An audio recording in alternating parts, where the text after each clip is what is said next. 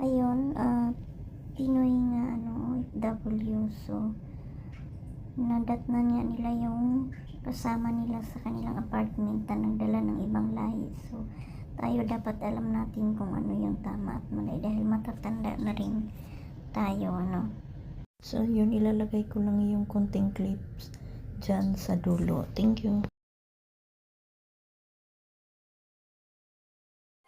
Mahal ng post me. Ako ba sinaktan niya? Nakikipag-usap ako mayos? Sino?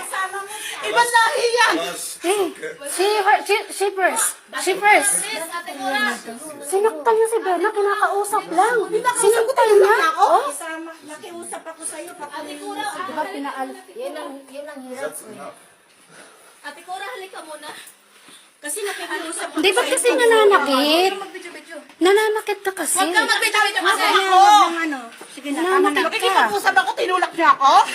Tamo dumudugo yung nakikipag-usap ng maayos. Sabi ko Kasi ako dahil Mainit, nananakit siya. tama na nga ay mag-usap kayo. Di ba sabi ko sa'yo mag-usap kayo? Huwag niya kausapin to.